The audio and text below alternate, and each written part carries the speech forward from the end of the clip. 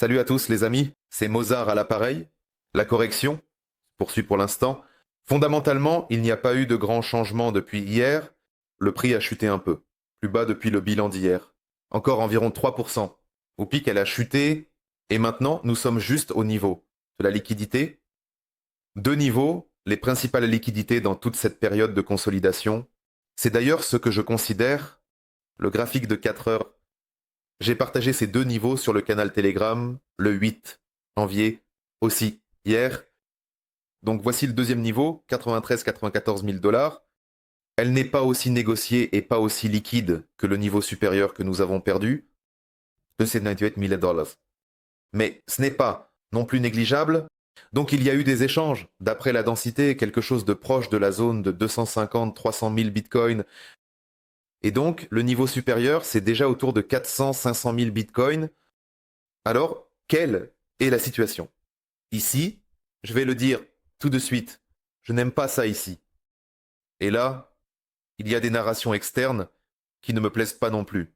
Ce n'est pas la meilleure vidéo que vous aimeriez entendre de ma part, mais je dois le dire. Et je vais tout de suite attirer votre attention sur ce qui, cela concerne davantage le court terme, ce qui peut se passer dans les prochains jours et non pas dans les mois. Donc, si vous tradez uniquement à moyen terme, cela ne vous concerne absolument pas. En gros, vous n'avez que des transactions mensuelles pour le mois à venir. Cette prévision n'aura pas d'impact. Donc le premier point, c'est la quantité. De volume transféré par les détenteurs à court terme en perte sur la bourse. Maintenant, je le regarde sur une base quotidienne. Mais en moyenne par heure, combien a été transféré en une journée?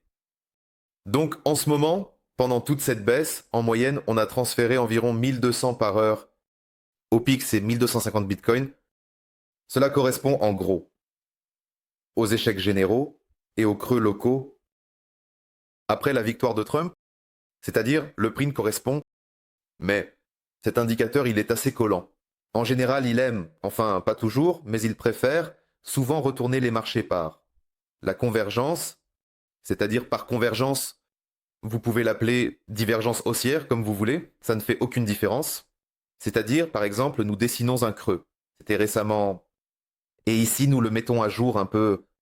En fait, c'est qui, l'indicateur dessine également un nouveau pic. En dessous du précédent, ici, nous n'avons pour l'instant que le premier pic. Pour l'instant, c'est seulement le premier. Parfois, oui, une simple correction plus ou moins significative. Après cela, le prix s'envole encore vers le haut, mais c'est une tendance haussière.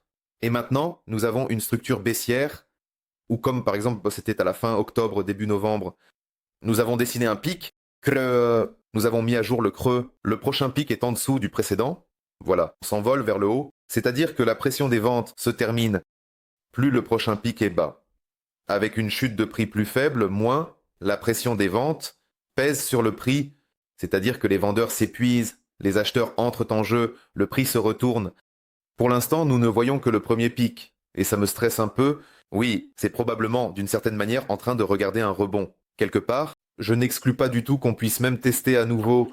Voici cette plage, la zone des 97-98 000 dollars, d'où nous avons décollé. Mais pour dessiner un deuxième pic, pour l'instant, les chances s'ouvrent.